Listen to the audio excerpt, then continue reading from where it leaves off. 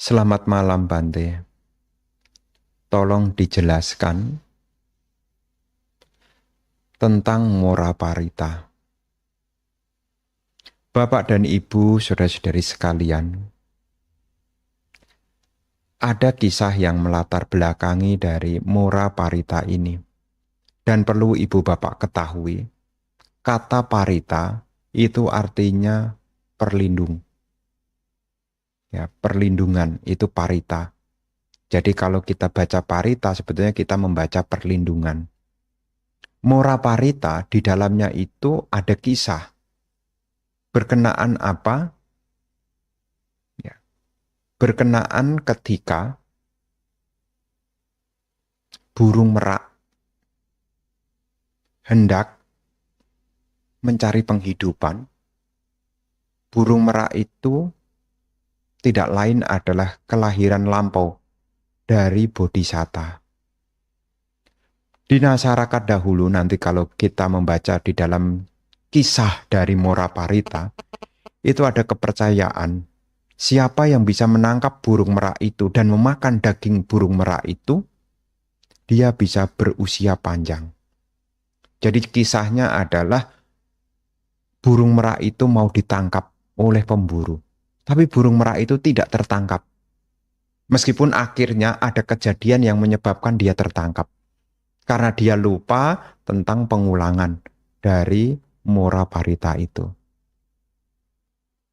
Jadi kisah yang melatar belakangi adalah keselamatan sebelum mencari makan dan keselamatan sebelum beristirahat malam. Itu ada kisah berkenaan burung merak yang ingin ditangkap pemburu. Dan tidak ada satupun yang bisa menangkap sampai akhirnya ada pemburu yang tahu kenapa burung merak ini tidak bisa dijerat. Oh, dia mengetahui. Sebelum burung merak itu keluar dari tempatnya, pemburu mempersiapkan seekor merak betina. Sehingga ketika melihat merak betina itu, ya, burung merak itu tidak sempat untuk mengulang. Sehingga akhirnya ya dikisah di sana ya tertangkap.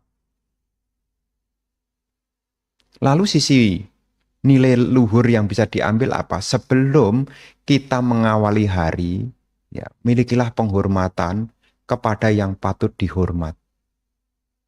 Dalam hal ini adalah melakukan puja kepada Tiratana.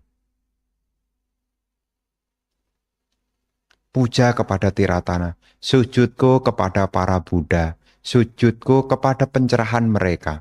Sujudku kepada para siswa yang terbebaskan. Sujudku pada pengetahuan mereka.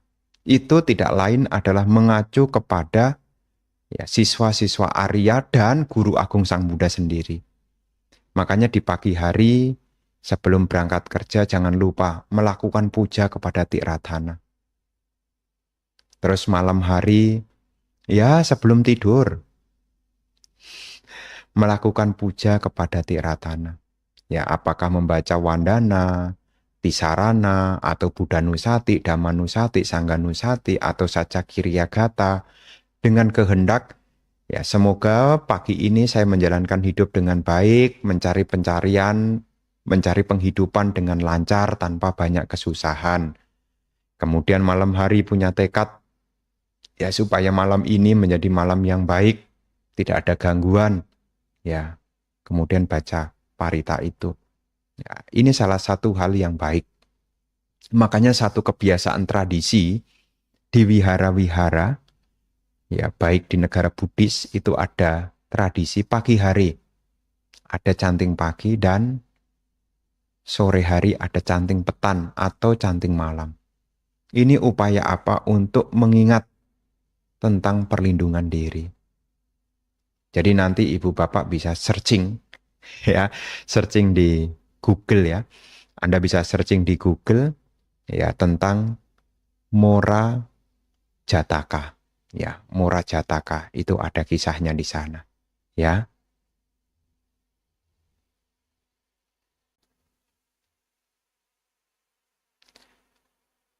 Bante, kenapa ada yang lahir menjadi pria atau wanita?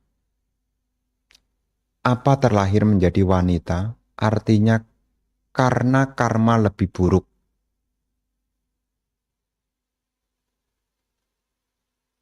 Karena merasakan melahirkan dan sebagainya. Saya dengar seperti itu ya kalau tidak salah.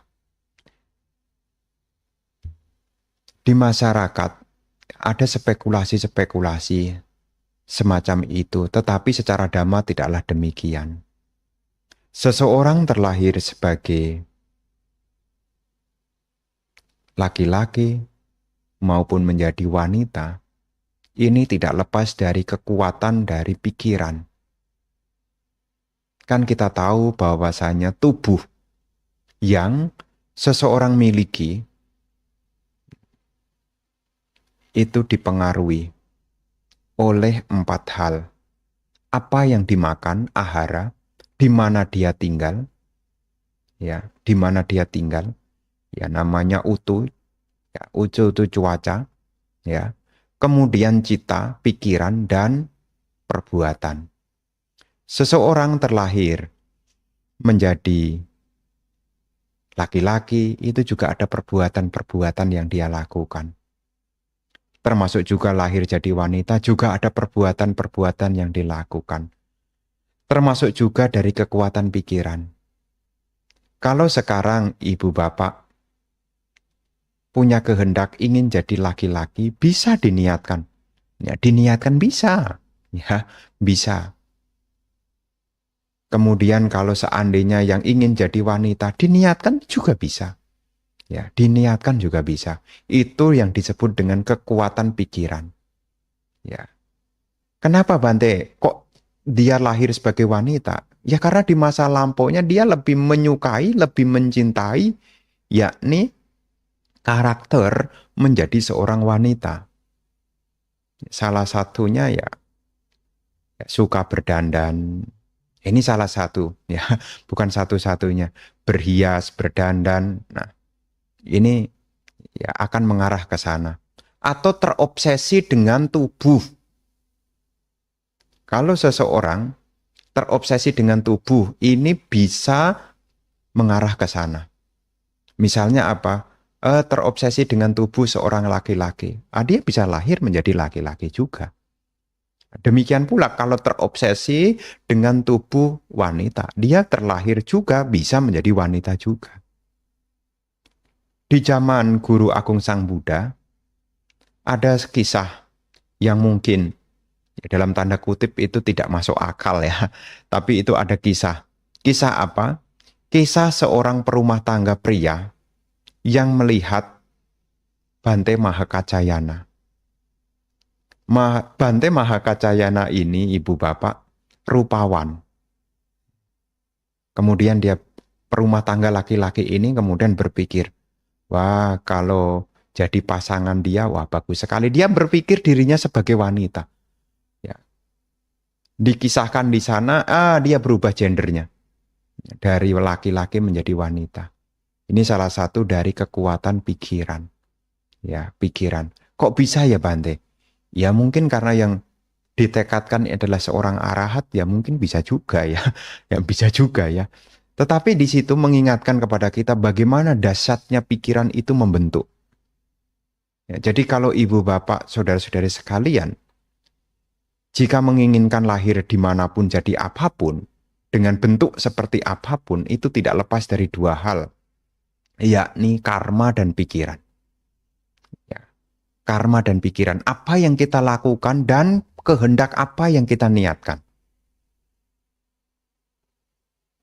Karena apa yang kita lakukan, perbuatan-perbuatan, ini bisa mengarah kepada ya tubuh yang kita miliki. Termasuk pikiran-pikiran kita yang mendominasi, ya itu bisa mengarah ke sana. Makanya kalau ibu bapak membaca di Majjhima Nikaya, ada bagian yaitu Cula Kama Vibhanga Sutta, Majjhima Nikaya, Cula Kama Vibhanga Sutta. Di sana disampaikan, kenapa ada yang rupawan dan ada yang buruk rupa. Orang yang rupawan karena dia mudah sekali turut berbahagia melihat keberhasilan orang lain. Sedangkan orang yang buruk rupa, karena dia mudah marah dan iri hati, pikiran membentuk.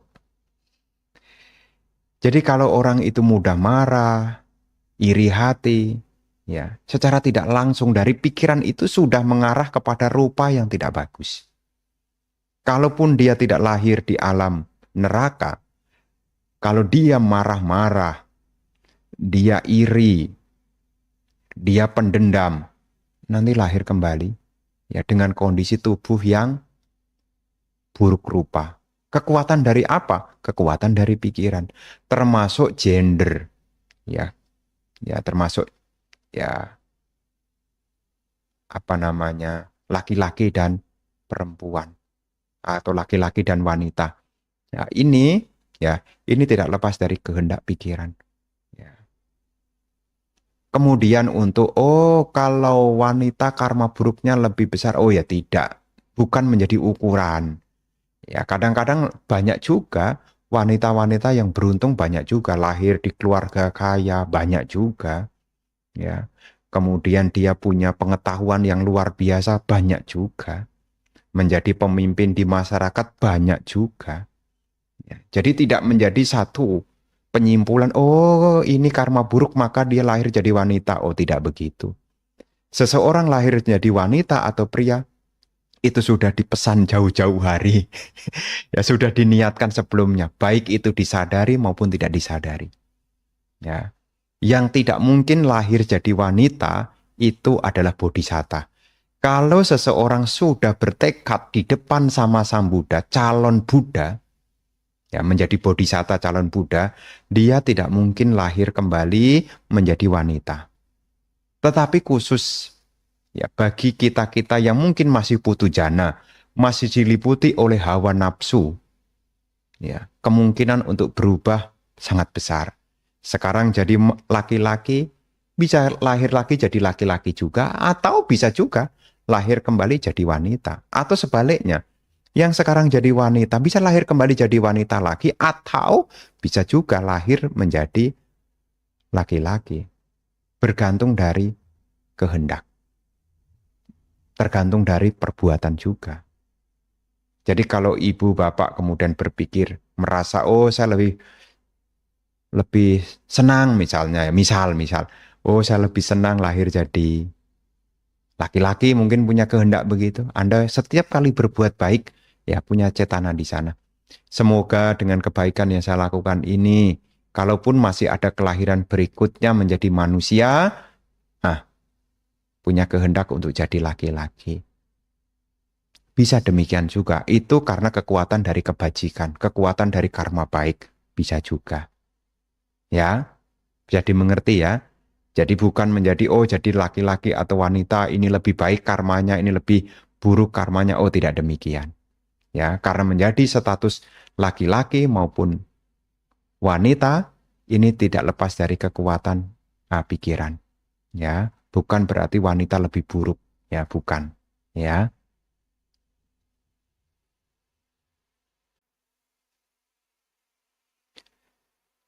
Namo Buddhaya Bante. Izin bertanya, bagaimana cara agar kita tidak overthinking? Dan bagaimana cara kita bisa berdamai dengan kondisi kita sendiri, sehingga tidak membandingkan diri kita dengan orang lain? Bapak dan Ibu, saudara-saudari sekalian,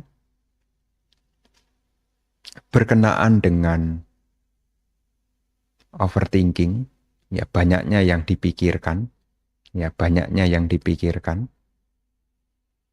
ini tidak lepas dari ya banyaknya keinginan.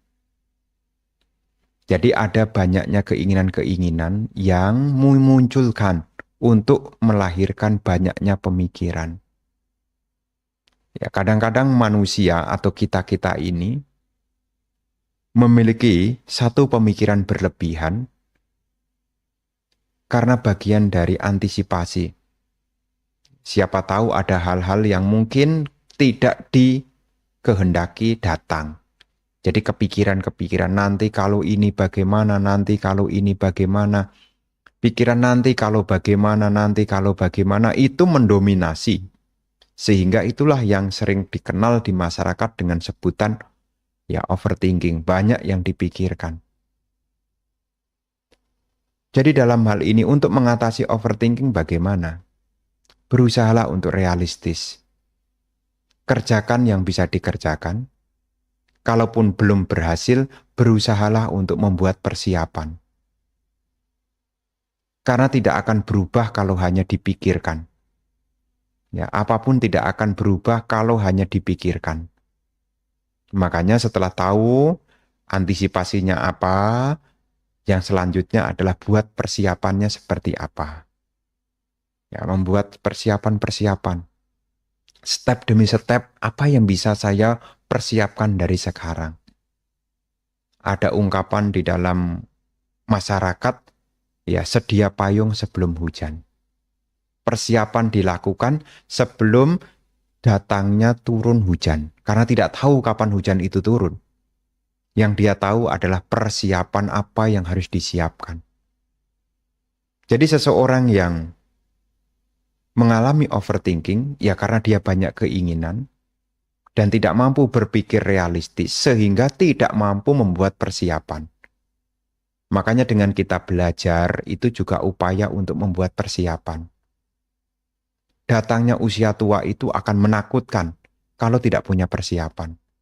Datangnya kematian juga akan menakutkan kalau tidak punya persiapan. Datangnya sakit juga akan menakutkan kalau tidak punya persiapan. Tiga hal ini akan pasti datang. Usia tua, sakit, kematian akan datang. Tapi itu tidak akan menjadi sebuah hal yang menakutkan. Tidak menjadi sebuah yang mengkhawatirkan. Kalau dari sekarang dia sudah membuat persiapan. Berpisah dengan yang dicintai bukan hal yang menakutkan. Berkumpul dengan yang dibenci bukan hal yang menjengkelkan. Kenapa? Karena dia sudah mengetahui dan sudah tahu apa yang harus dilakukan. Makanya untuk mengatasi overthinking ini tidak cukup hanya dipikirkan, tapi kira-kira kita bisa berpikir realistis. Apa yang bisa saya kerjakan? Apa yang bisa Anda kerjakan? Karena apa yang menjadi kenyataan ini tidak lepas dari apa yang kita lakukan. Ya, karena kejadian-kejadian yang tidak pasti yang akan kita hadapi, yang silih berganti kita tidak tahu, yang kita tahu adalah membuat persiapan dari sekarang. Kalau seandainya kesulitan untuk membuat persiapan, ya Anda boleh mencari teman untuk diajak ya berbicara. Aduh, saya ini ada pemikiran begini, bagaimana ya? Nah, ngomong. Ya ngomong ini juga penting ya Ibu Bapak ya.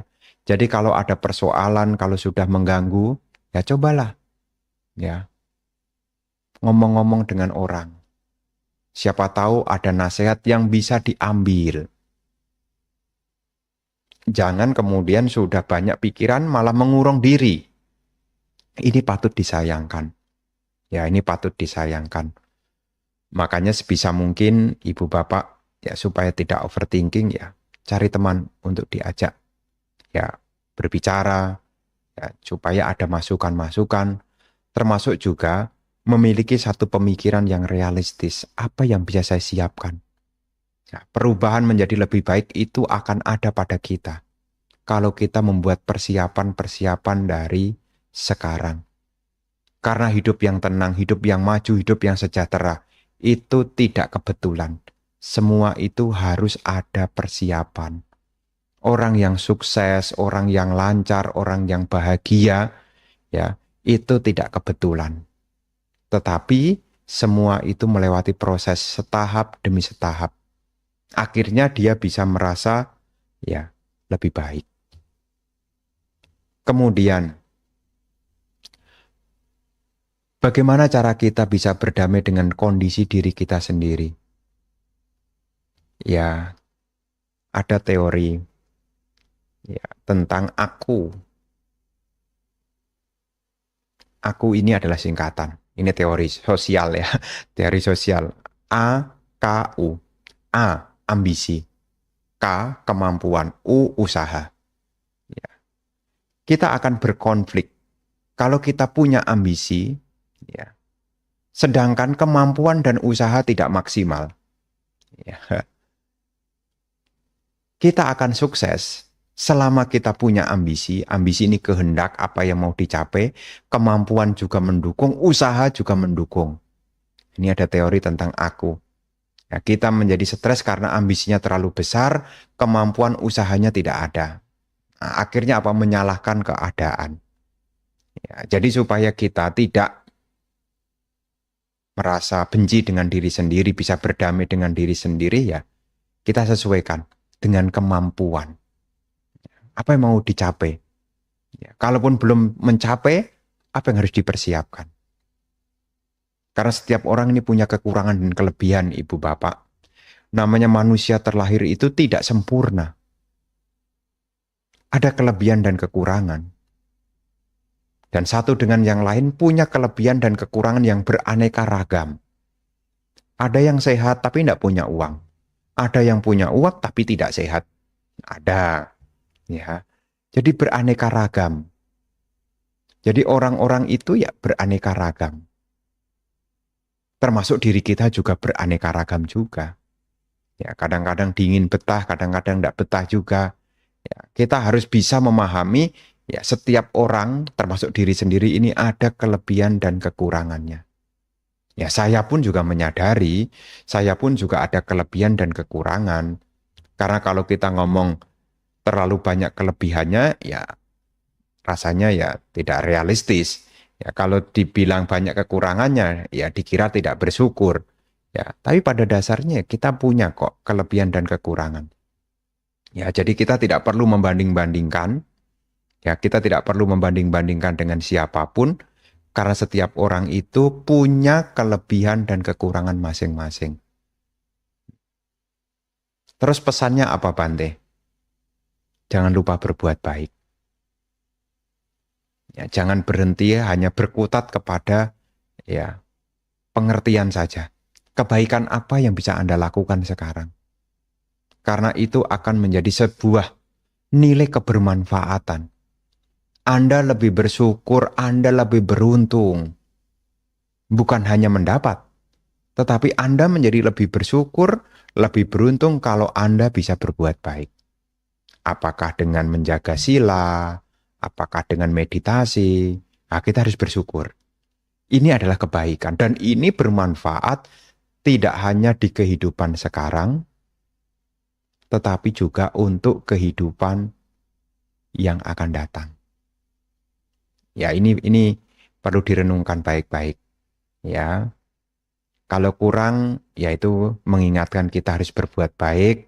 Kalau lebih, juga mengingatkan kita untuk berbuat baik lagi. Ya,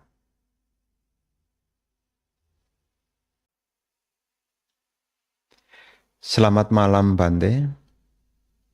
Bagaimana caranya untuk ikut ODM di bulan Maret?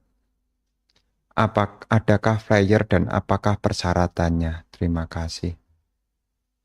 Ya, berkenaan dengan ikut latihan meditasi, ya nanti di bagian terakhir ada pengumuman, nanti bisa dilihat dan nanti bisa menghubungi ya kontak yang ada di sana, itu ada barcode-nya, itu bisa di-scan juga untuk mengisi tentang kehadiran.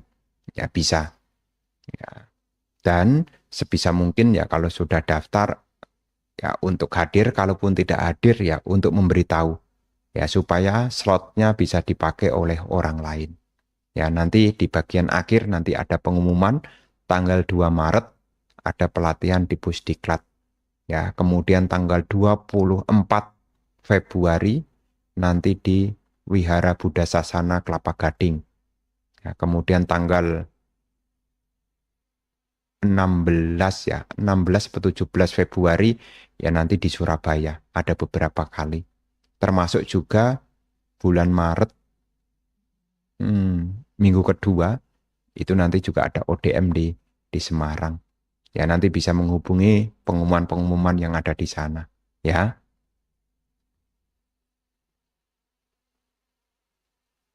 Sukihotu Bante. Bojangga Parita apabila dibaca sendiri oleh yang sakit, misalnya karena tidak ada yang bisa diminta tolong bacakan parita. Manfaatnya gimana Bante? Mohon pencerahannya. Tentu di sini, ketika masih punya kemampuan untuk membaca, nilai manfaatnya pasti ada. Karena ini akan membawa ketenangan. Mengingat ajaran luhur Guru Agung Sang Buddha, baik itu Bojangga Parita atau suta-suta yang lain, jika itu sudah mampu diresapi dan dipahami, akan membawa pada kedamaian dan ketenangan batin. Ya, membawa kedamaian dan ketenangan batin. Jadi dalam hal ini Ibu Bapak, apakah ada manfaatnya? Tentu ada. Ya, tentu ada. Bojangga Parita itu mengingatkan tentang peran sati. Sati itu artinya membawa perhatiannya sepenuhnya pada di sini dan saat ini. Tidak membiarkan pikiran berkelana sesuka maunya.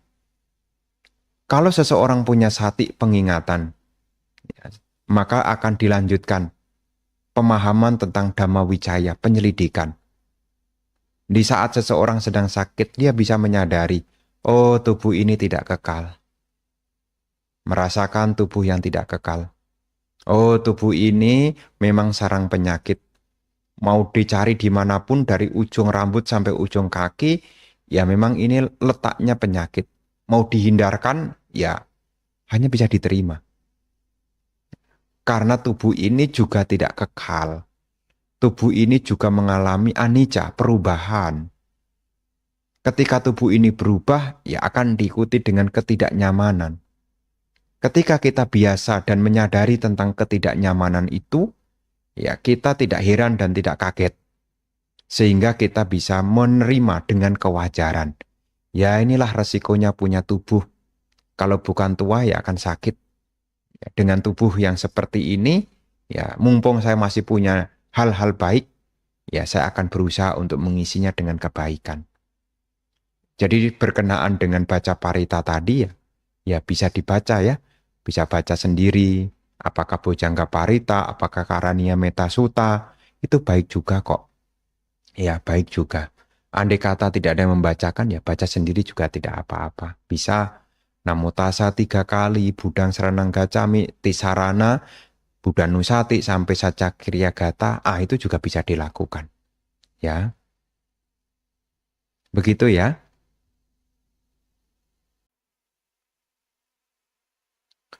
Selamat malam Bante. Apa beda awija dan moha?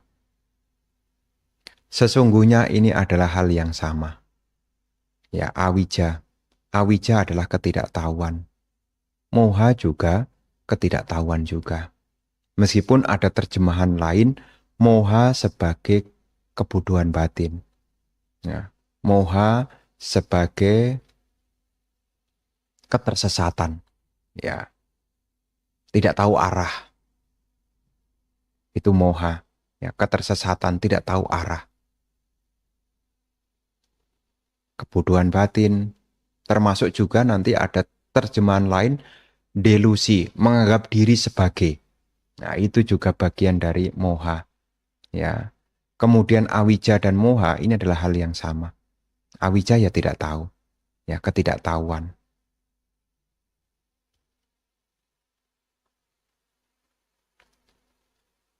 Kemudian kalau ibu bapak nanti membaca tentang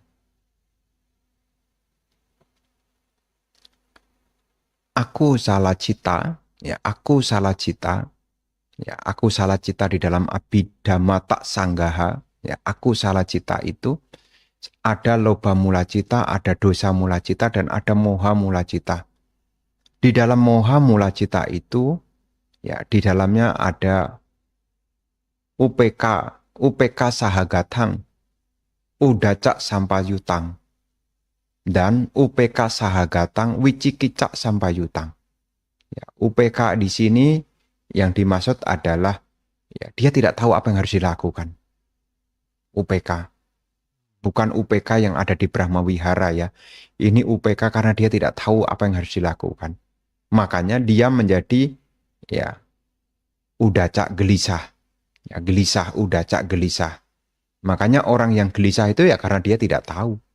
Ya, ya dia jadi tidak tahu. Demikian pula orang yang ragu-ragu, wicikica, keragu-raguan, itu ya karena dia tidak tahu.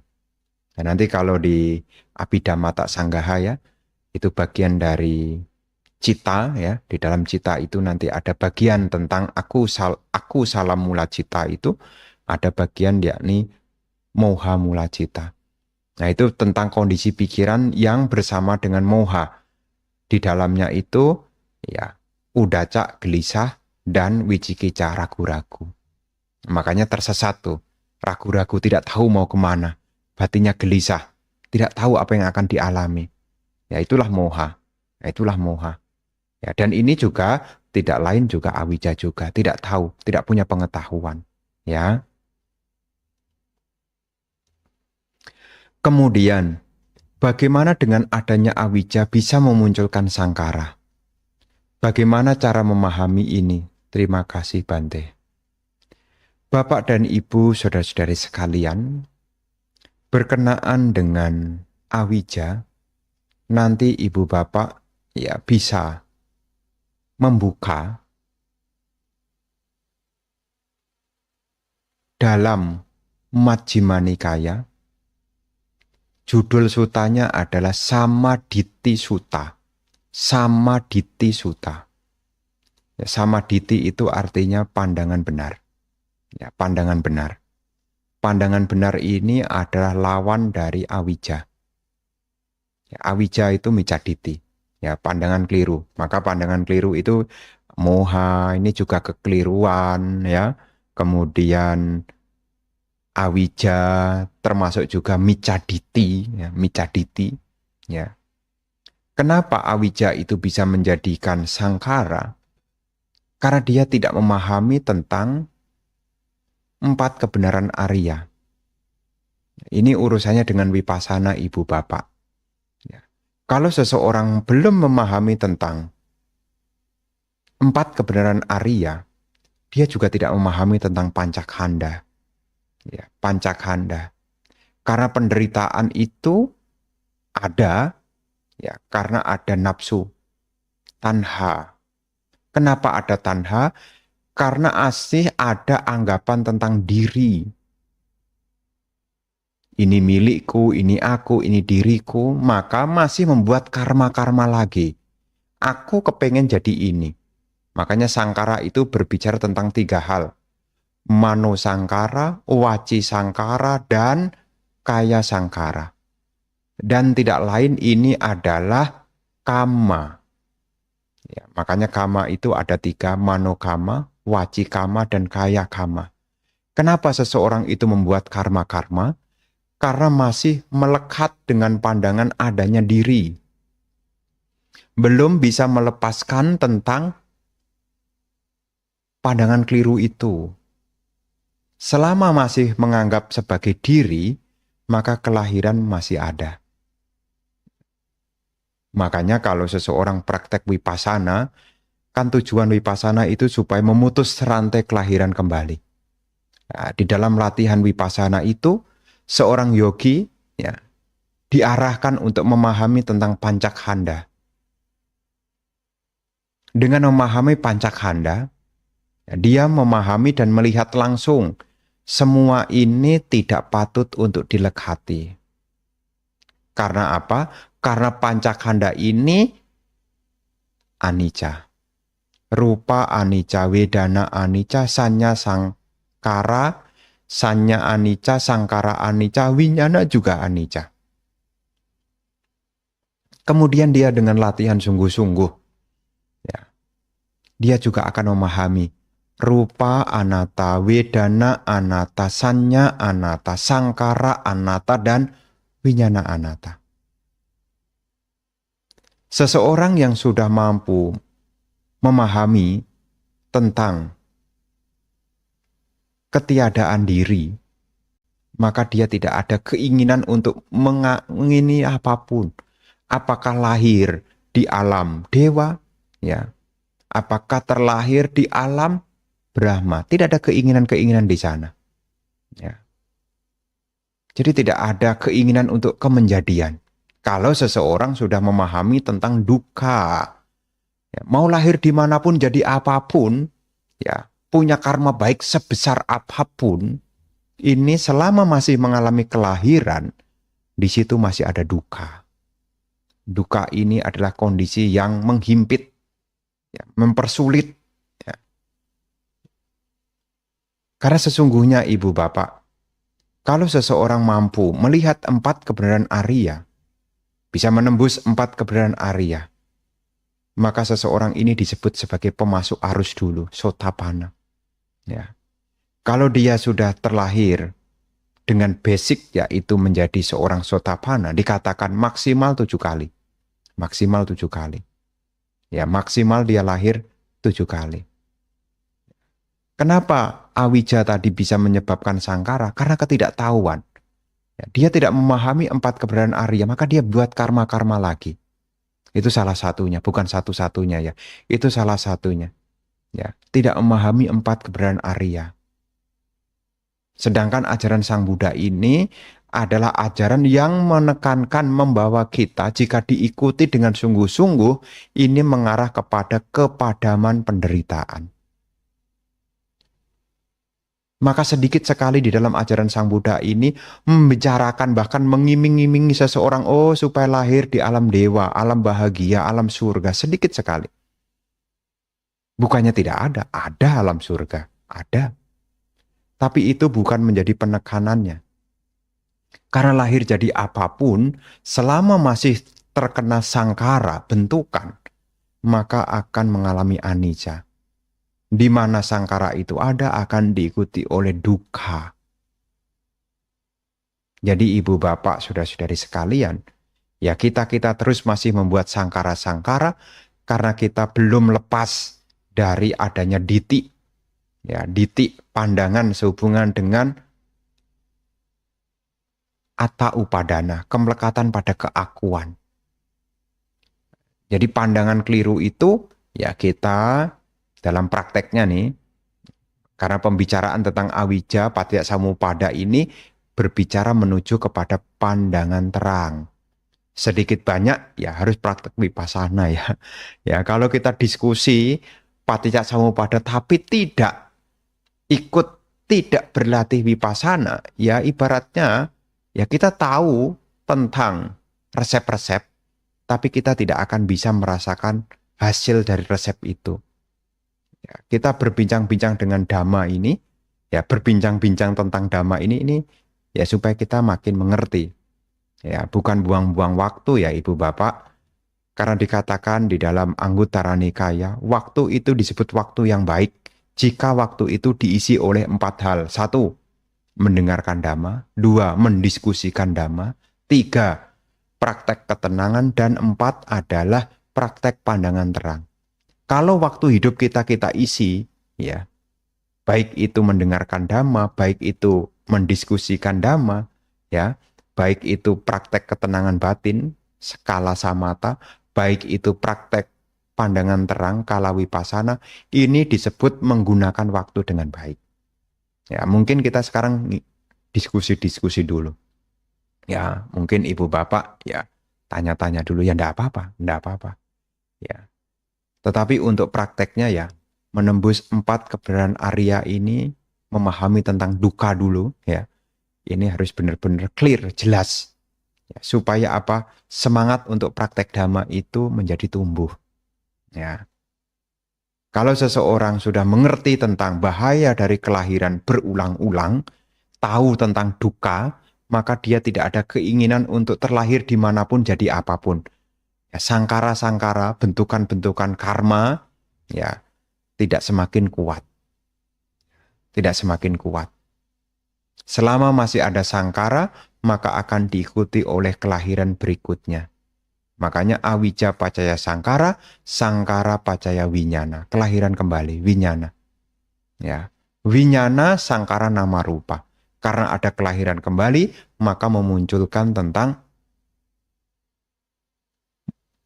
batin dan jasmani, nama dan rupa. Bisa dipahami ya? Wandami Bante, izin bertanya.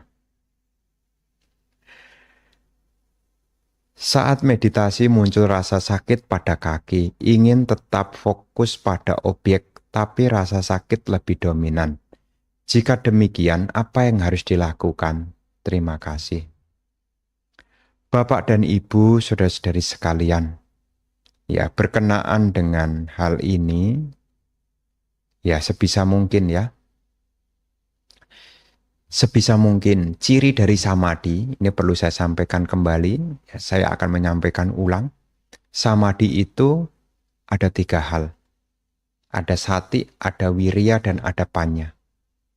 Sati artinya ada pengingatan, tidak membiarkan pikirannya berkelana, ada pengingatan.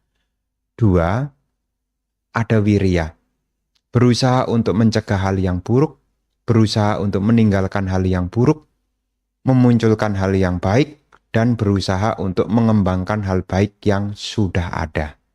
Ini namanya wirya.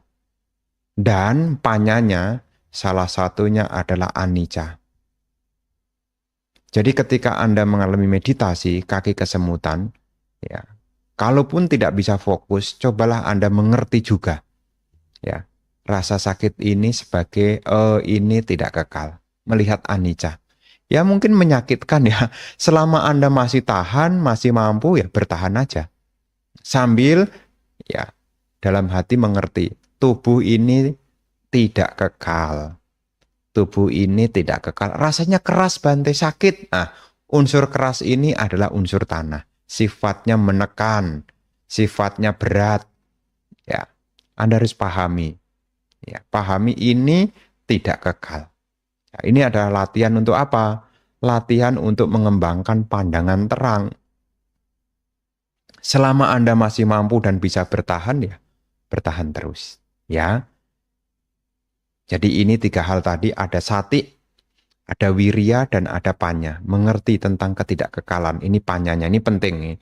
Ya, jangan meditasi Anda terlalu, oh saya mesti napas terus supaya fokus. Nah, memang ini membantu, tapi yang ketiga ini penting. Anda juga harus menanamkan ke dalam batin.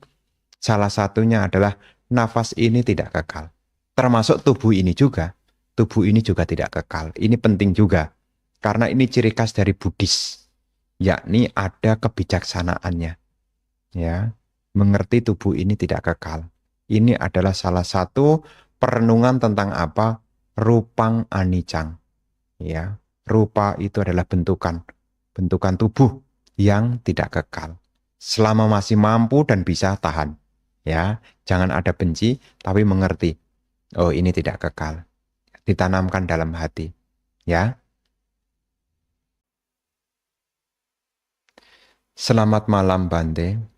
Wandami Bante. Mau bertanya mengenai meditasi. Kadang kondisi sedang bermeditasi tapi merasa di dadanya berat.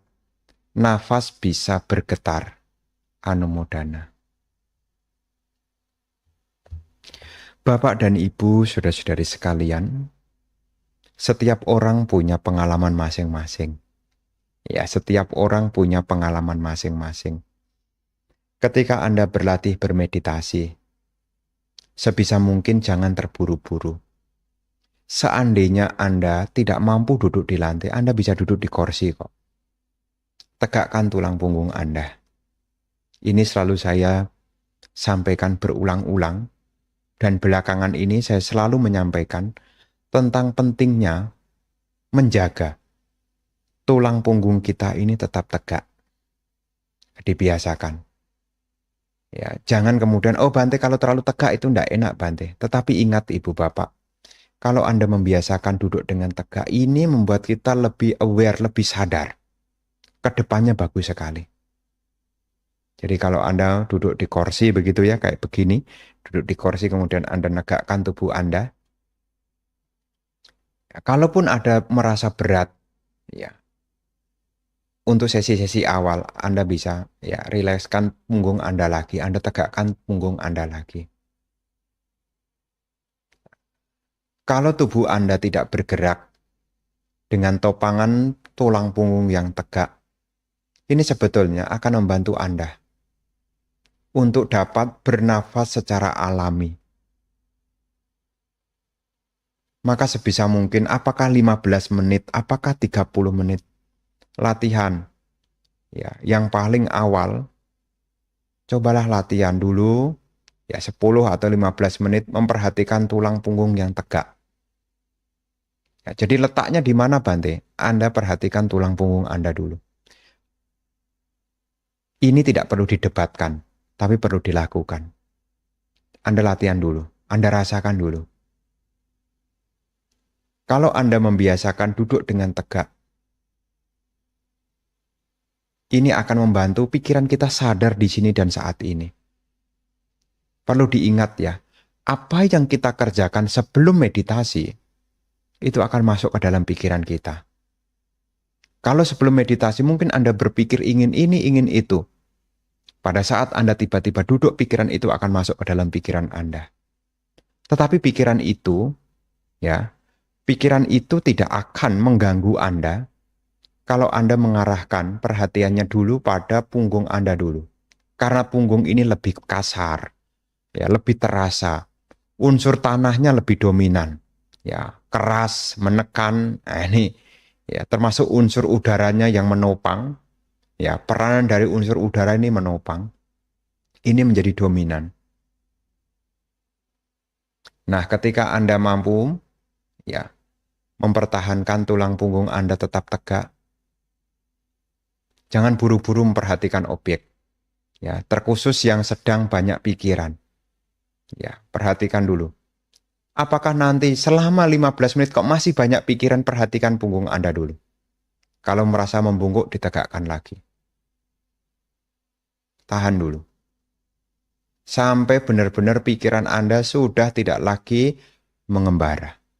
Nah, kalau pikirannya mulai tenang, tidak mengembara, nanti dengan alami Anda arahkan perhatian Anda di depan lubang hidung Anda, nanti tidak banyak mengalami kesulitan. Ya, kenapa? Karena tubuh Anda sudah tidak bergerak lagi, maka nafas ini akan lebih terasa. Nanti dicoba. Ya. Apakah 10 menit atau 15 menit dicoba. Tegakkan dulu perhatian Anda, tegakkan tulang punggung Anda. Tahan dulu 15 menit, jangan bergerak, diam dulu. Nanti kalau sudah, nanti bernafas secara alami. Nanti dicoba begitu.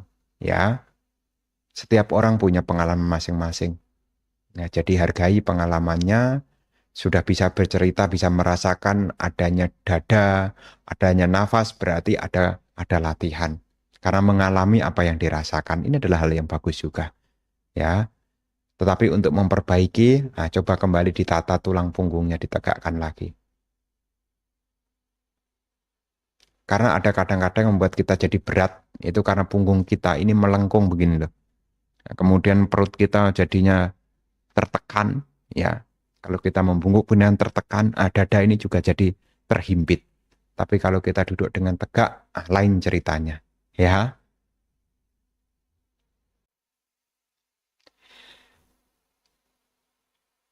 Selamat malam Bante. Bante, kenapa ya? Kalau pas lagi kesel itu maunya kesel terus. Gimana ya Bante mengatasinya? Jadi kadang marah karena satu sebab bisa merembet sebab-sebab yang lain. Terima kasih. Bapak dan Ibu, saudara-saudari sekalian, ya kadang-kadang ya rasa kesal itu ada. Ya, tapi cobalah dipertimbangkan. Nilai manfaatnya apa yang dirasakan? Ada beberapa cara yang bisa kita lakukan. Salah satunya adalah mengalihkan perhatian. Anda alihkan perhatian Anda. Jadi kalau sedang kesal, cari kesibukan yang lain. Jangan diem. Jangan diem itu artinya bukan Harus ngomong ya. Artinya jangan diam di sini, artinya Anda harus melakukan sesuatu untuk mengalihkan perhatian Anda. Ya, jadi Anda cari kesibukan-kesibukan yang mengalihkan perhatian Anda. Ya, apakah membereskan sesuatu? Saat membereskan, cobalah Anda membereskan dengan tenang. Waktu mengelap, coba agak sedikit slow, misalnya. Ya, kemudian waktu ngambil air minumnya dengan slow, ya, dengan kalem gitu ya. Supaya apa? Mengkondisikan suasana pikiran menjadi berubah. Karena kalau kita ngikutin pikiran yang begitu terus-terusan, lama-lama kita juga capek loh. Maka kita harus mengalihkan perhatian pada hal-hal yang lain. Ya, membuat hal-hal yang membawa pada ketenangan. Supaya apa? Fokus kita tidak terarah kepada yang membuat kita kesal. Dan ingat, kita ingin bahagia. Ingat loh ya, kita ingin bahagia. Jangan sampai kekesalan itu menghancurkan kebahagiaan Anda. Jangan sampai. Ya, jangan sampai. Ya, sebisa mungkin ya, sewaktu nanti mengalami begitu, ingat, cari kesibukan yang lain, ya lakukan dengan ketenangan. Apakah menyapu, coba menyapunya dengan tenang. Apakah melipat baju, coba sambil dihayati dengan ketenangan. Ya. Kemudian saat minum, cobalah minum dengan ketenangan. Ya, untuk apa Bante? Untuk tidak memberi kesempatan pikiran kembali kepada hal yang tidak menyenangkan itu. Ini salah satunya. Ya, tidak memberi perhatian kepada yang menjengkelkan itu, mencari kesibukan yang lain. Ya. Coba nanti dilakukan supaya suasananya jadi ya supaya berubah menjadi lebih nyaman. Ya.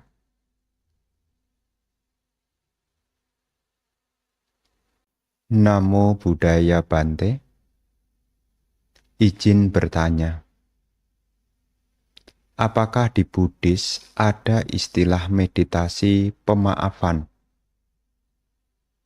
Merenungkan mengenai memaafkan diri sendiri atau memaafkan kesalahan orang lain? Kalau ada, bagaimana tekniknya? Bapak dan Ibu, saudara-saudari sekalian, memang di dalam kebiasaan atau tradisi di masyarakat ada istilah tentang pemaafan. Memaafkan apa yang sudah orang lain lakukan atau memaafkan pada diri sendiri. Ini adalah hal yang baik supaya apa? Tidak larut di dalam kebencian, tidak larut di dalam kekesalan. Terkhusus di dalam ajaran Sang Buddha, yang namanya kebencian atau kekesalan itu dapat dihilangkan dengan cara mengembangkan cinta kasih. Jadi di dalam meditasi Buddhis istilahnya bukan meditasi pemaafan, tetapi meditasi cinta kasih. Karena seseorang yang mengembangkan cinta kasih memiliki karakter, yakni mengharapkan kesejahteraan bagi diri sendiri maupun orang lain. Di masyarakat juga sama. Orang yang memaafkan orang lain itu juga karena dia punya pengharapan supaya dirinya bahagia dan juga mengharapkan orang lain juga bahagia. Dan perlu Anda mengerti, apa yang sudah terjadi itu tidak bisa diubah. Tetapi apa yang sudah terjadi itu bisa diperbaiki. Mungkin ada orang yang pernah salah kepada kita, atau kita mungkin pernah salah kepada orang lain. Kesalahan yang sudah terjadi itu tidak bisa hilang. Tetapi kesalahan itu bisa diperbaiki dengan cara apa? Tidak mengulangi lagi. Dan supaya tidak larut di dalam kekesalan, kebencian, maka pentingnya pengembangan cinta kasih. Maka kalau ibu bapak membaca ya, dalam Karania Metasutta, di dalamnya ada salah satu syair tentang jangan karena marah dan benci mengharap yang lain celaka. Jangan karena marah dan benci mengharap yang lain celaka. Dan di situ ada syair juga yang melanjutkan, hendaknya seseorang memenuhi dirinya di dalam pengembangan cinta kasih. Jadi di dalam meditasi Buddhis istilahnya bukan meditasi pemaafan, tetapi meditasi cinta kasih. Karena orang yang memiliki cinta kasih, pasti di dalamnya tidak ada kebencian. Maka kalimat di dalam cinta kasih kan penuh pengharapan. Semoga semua makhluk berbahagia. Semoga saya berbahagia. Semoga semua makhluk berbahagia tanpa ada niat jahat, tanpa ada kebencian. Bisa dimengerti ya, tekniknya bagaimana Bante? Untuk meditasi cinta kasih, Anda harus ingat, Anda tahu bahaya kebencian. Jadi secara kerangka berpikirnya, sebelum seseorang mengembangkan cinta kasih, seseorang itu memahami tentang bahaya dari kebencian, bahaya dari kemarahan, bahaya dari dendam. Jadi kalau ibu bapak mungkin berpikir, Bante, kebencian itu biasa saja kok Bante, wajar dong Bante. Jangan berpikir demikian. Karena kebencian itu jika dipertahankan sampai tutup usia, bisa membawa seseorang terlahir di alam neraka. Lantas supaya tidak larut di dalam kebencian, ya itulah kita mengembangkan cinta kasih. Maka di dalam meditasi cinta kasih itu, sebelum memulai seseorang sudah merenungkan tentang bahaya dari kebencian, bahaya dari kemarahan. Setelah dia merenungkan bahaya-bahaya itu, dia mengembangkan, yakni meliputi dirinya dengan pikiran cinta kasih. Setelah seseorang menenangkan tubuhnya, menenangkan pikirannya, dia mengulang-ulang di dalam hati, semoga semua makhluk berbahagia. Semoga semua makhluk berbahagia. Kalimat ini diulang-ulang di dalam hati secara perlahan-lahan. Jadi caranya ya dengan mengulang dalam hati, dengan mata terpejam ya, diulang-ulang di dalam hati. Semoga semua makhluk berbahagia. Ini salah satunya. Semoga semua makhluk berbahagia. Kalau ini sering dilatih dan dibiasakan, melihat apapun yang menjengkelkan, tidak mudah terpengaruh. Bahkan dengan mudah bisa melepaskan kesalahan-kesalahan yang orang lain telah lakukan. Kenapa? Karena dia merenungkan kalau dia menyimpan kebencian, hanya menyakiti dirinya sendiri. Dan kalaupun ada orang yang membuat dirinya tidak nyaman, dia paham. Ini juga akibat dari karma sebelumnya. Dia paham tidak ada kebencian. Maka ibu bapak, di sini dengan kita menelateni, menekuni cinta kasih, maka dengan sendirinya kita bisa melepaskan kesalahan-kesalahan orang lain, termasuk juga melepaskan kesalahan sendiri. Dengan cara apa? Tidak membenci. Karena kejadian itu tidak bisa diubah, tetapi kejadian itu bisa diperbaiki dari pengembangan hal-hal yang baik. Salah satunya adalah mengembangkan cinta kasih. Ingatlah, atancek piajanang. Diri sendirilah yang paling dicintai. Atanancek piajanang. Jika diri sendiri adalah yang dicintai, sudah sepatutnya seseorang menjaga dirinya dengan baik. Cinta kasih itu juga bagian dari menjaga diri. Maka ada istilah yakni raka bawana. Raka bawana itu adalah meditasi pelindung diri. Salah satu di dalam raka bawana itu adalah metta bawana. Begitu ya.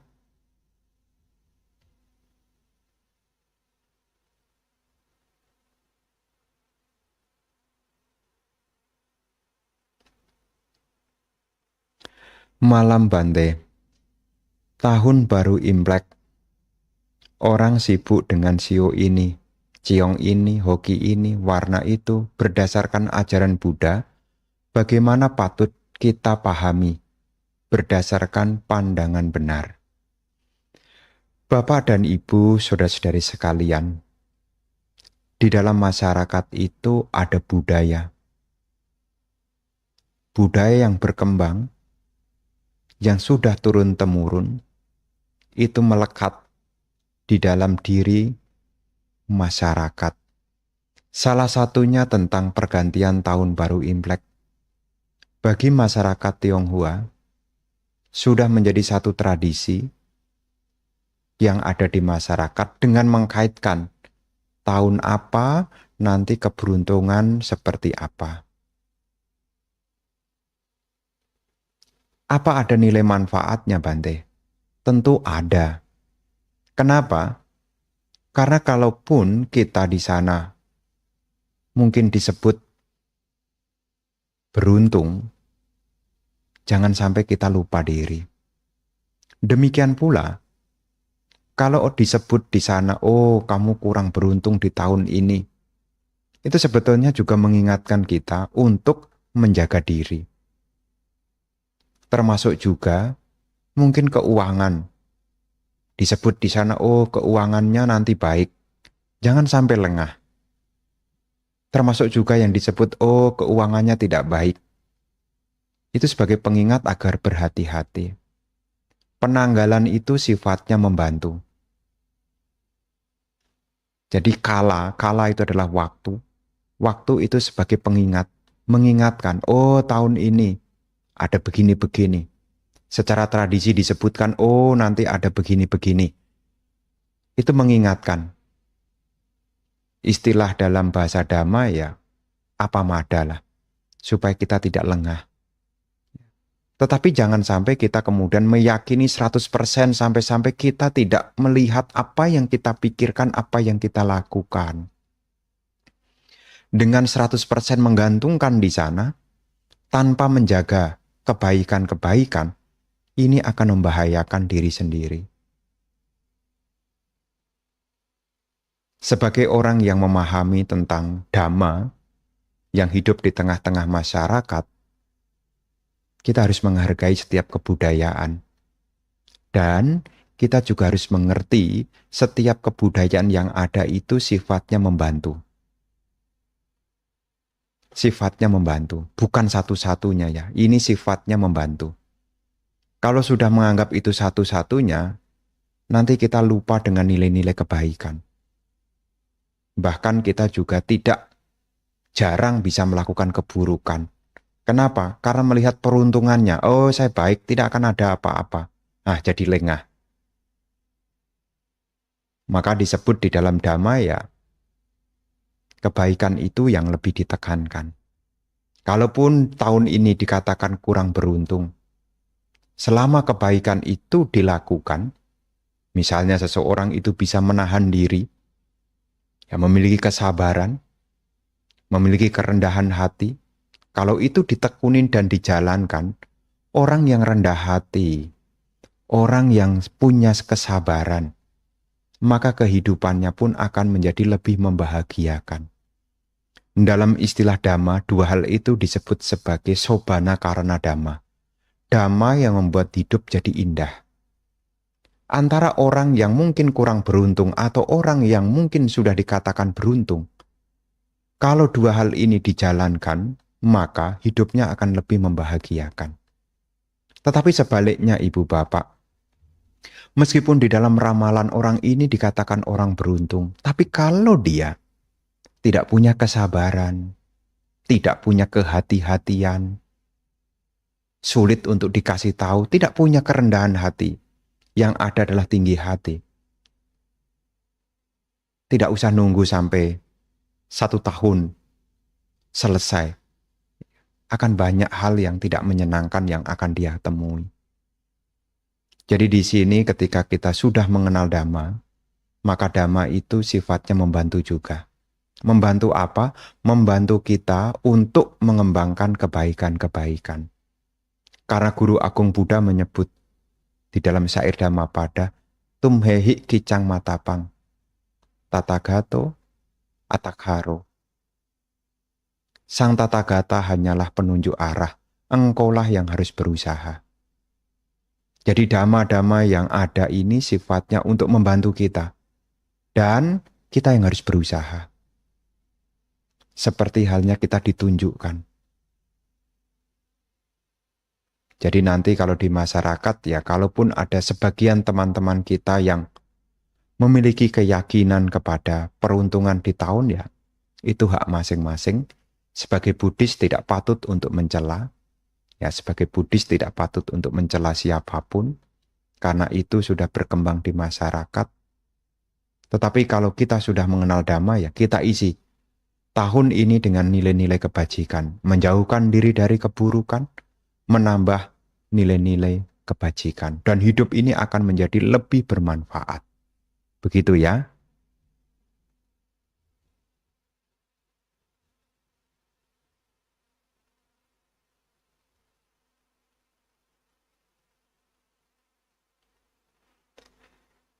Bante, saya suka centing pagi dan malam. Sengaja mengajak anjing saya. Apakah anjing saya itu dapat karma baik? Dan dia bisa terlahir di alam yang lebih baik setelah ini. Bapak dan Ibu, saudara-saudari sekalian, di zaman Sang Buddha itu ada salah satu kisah. Ya, ada kisah. Berkenaan nanti kalau Ibu Bapak membaca yang ada di salah satu bagian dari cerita Buddhis yang ada di Tipitaka, itu ada kisah tentang seekor anjing yang dimiliki oleh majikannya yang mengalami kebutaan. Tetapi majikannya ini punya kehendak baik untuk berbuat baik. Terus, ketika makanan yang di rumah pemilik anjing itu sudah siap, pemilik rumah itu meminta agar anjing itu pergi untuk mengundang bhikkhu, dalam hal ini adalah Paceka Buddha, untuk datang ke rumah dia, untuk menerima makanan, menerima dana makanan. Nah, karena kebaikan dia membantu menolong, dikatakan di dalam kisah itu, anjing itu terlahir di alam yang baik. Nah, kalau seandainya ibu bapak di rumah mungkin punya anjing dan punya kasih sayang kepada anjing itu, saya pikir tidak ada salahnya juga. Selain mengajak dia untuk mendengarkan Dhamma baca parita, kan untuk diri sendiri yang pertama tentunya. Ya, kita menjadi sungguh-sungguh, kita juga menjadi bersemangat. Nah, itu ada sisi baiknya juga. Ya, ada sisi baiknya juga. Ya, karena namanya binatang ini, ya kita sebagai pemiliknya ya hanya bisa berusaha. Karena kesadaran itu tidak bisa kita akses. Ya, kita tidak bisa mengakses kesadaran anjing itu. Apakah somanasa, merasa bahagia dengan baca parita ini? Nah, kita tidak tahu. Apakah dia UPK setelah dia mendengar parita itu jadi tenang? Kita tidak tahu. Ya, yang penting ya selama itu membawa manfaat untuk diri sendiri khususnya, menjadi rajin, itu lebih baik. Ya, syukur-syukur sisi lainnya, efeknya, ya siapa tahu, ya siapa tahu, ya anjingnya ini mendengar kalimat itu kemudian bisa membuat suasananya, mungkin bisa merasa vibrasi getaran dari Anda yang ikut baca parita, membuat dia semakin bahagia, happy, tenang. Ya, tidak ada kebencian, tidak ada kemarahan, dan perlu diingat kalau makhluk itu meninggal tanpa kemarahan, tanpa kebencian, ya dia bisa terlahir di alam yang lebih baik tentunya. Begitu ya.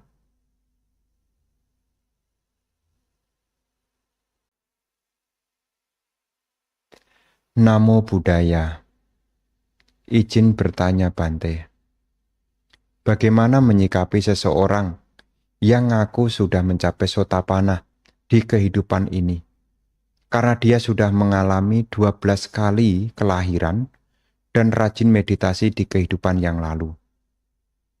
Bagaimana mengetahui bahwa seseorang itu mencapai kesucian atau belum, terkhususnya bagi seorang perumah tangga? Bapak dan Ibu, saudara-saudari sekalian, sotapanna disebut sebagai pemasuk arus. Ya, pemasuk arus. Jadi seseorang, ya, kalau dirinya benar-benar menjadi pemasuk arus, tentu dia sudah memahami tentang jalan mulia berunsur 8. Ya, dia punya pandangan benar, pikiran benar, ucapan benar, perbuatan benar, penghidupan benar, usaha benar, perhatian benar, dan konsentrasi benar. Karena ini adalah yang dimiliki oleh pemasuk arus. Ya, pemasuk arus ini, ya, jalan mulia berunsur 8 itu sudah menjadi bagian dari hidupnya. Ya. Makanya kalau seorang pemasuk arus itu disebut juga, ya, meskipun belum mencapai arahat secara penuh, tapi silanya itu dikatakan, ya, sudah sempurna. Maksudnya sempurna itu apa? Seorang sotapanna tidak mungkin berbohong. Nah, ini berbicara tentang kualitas batin yang dimiliki seorang sotapanna. Tidak mungkin berbohong. Kalaupun dia melakukan kesalahan, dia tidak menyembunyikannya. Dan terkhusus orang yang sudah mencapai, itu tidak pernah bercerita tentang pencapaiannya.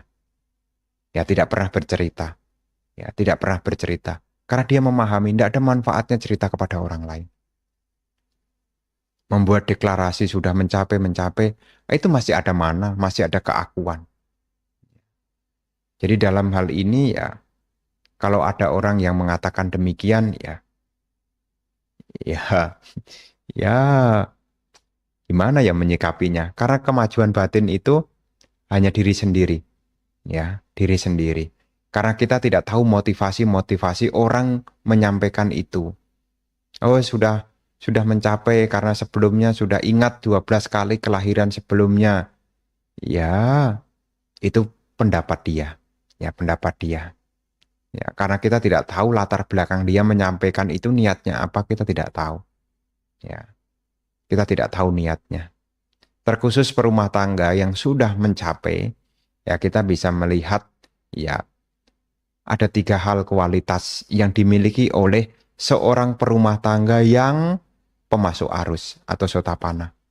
1, dia senang melihat orang yang punya sila yang baik. Ya, sila yang baik. 2, dia tidak kikir. Artinya suka memberi. Tidak kikir. Dan yang ketiga, suka mendengarkan dhamma sejati. Nah, itu dikatakan bagian dari seorang yang sudah punya keyakinan. Yang dimaksud keyakinan di sini adalah orang yang pemasuk arus. Dia punya 3 kualitas ini. Senang dengan sila yang baik, senang untuk berbagi, dan senang untuk mendengarkan dhamma. Ini perumah tangga yang pemasuk arus. Dia senang melihat orang lain atau dirinya juga punya sila yang baik. 2, dia tidak kikir. Makanya seorang sotapanna itu, ya, dia tidak kikir. 3, ya, dia suka mendengarkan dhamma. Tertarik dia untuk mendengarkan dhamma. Kalau 3 hal ini ada pada kita nih Ibu Bapak, kalaupun kita belum menjadi seorang pemasuk arus, ini juga bagian untuk menjadi pemasuk arus juga. Ya, senang menjaga sila, senang berbagi, senang mendengarkan dhamma, ini juga akan membawa kita juga menjadi pemasuk arus. Karena dari mendengarkan dhamma itu bisa memunculkan yaitu pandangan benar. Dari mendengarkan dhamma itu juga akan memunculkan pikiran yang benar. Termasuk juga ucapan benar, perbuatan benar, penghidupan benar, usaha benar, perhatian benar, dan konsentrasi benar. Makanya 3 kualitas ini, sila yang baik, suka berbagi, dan senang mendengarkan dhamma. Ya, kalaupun kita belum menjadi pemasuk arus, kalau 3 kualitas ini selalu kita pembiasaan, ya cepat atau lambat kita juga akan mencapai hal yang sama. Tapi kalau mendengarkan dhamma sudah tidak senang, ya berdana juga tidak ada ketertarikan, menjalankan sila juga tidak ada keyakinan, ya untuk menjadi pemasuk arus ya sukar ya, sukar. Tapi kalau 3 hal yang baik itu ada, sila yang baik, suka berbagi, dan mau mendengarkan dhamma, nah ini membawa ya pada pencapaian pemasuk arus. Ini ciri dari orang yang disebut pemasuk arus itu. Bisa dilihat dari situ. Termasuk juga di sutta yang lain, seorang pemasuk arus itu tidak mungkin berbohong. Ya, tidak mungkin berbohong. Bapak dan Ibu, saudara-saudari sekalian, ya mengingat waktu telah malam, untuk pertanyaan-pertanyaan yang mungkin belum sempat terjawab, ya kita berjumpa kembali di esok hari. Ya sebisa mungkin waktu yang kita miliki kita gunakan untuk 4 hal, yakni mendengarkan dhamma, diskusi dhamma, melatih ketenangan batin, dan juga melatih pandangan terang. Kalau 4 hal ini bisa kita upayakan, maka sesungguhnya kita telah menggunakan waktu dengan sebaik mungkin. Demikianlah yang ingin Bante sampaikan di kesempatan malam hari ini. Terima kasih atas kebersamaannya. Terima kasih atas perhatiannya. Mohon maaf jika ada pertanyaan-pertanyaan yang belum sempat terjawab atau mungkin terlewat. Semoga keberkahan menyertai ibu bapak bersama dengan keluarga. Semoga ibu bapak senantiasa sehat, bahagia, sejahtera. Semoga yang saat ini sedang sakit, semoga lekas sehat. Semoga yang saat ini dalam kesulitan, semoga kesulitan yang dihadapi segera dapat teratasi. Para dewa, para makhluk, serta sanak keluarga yang masih membutuhkan jasa kebajikan, semoga mereka pun juga turut berbahagia. Semoga Anda berbahagia, semoga keluarga Anda berbahagia, semoga semua makhluk hidup berbahagia. Selamat malam dan selamat beristirahat.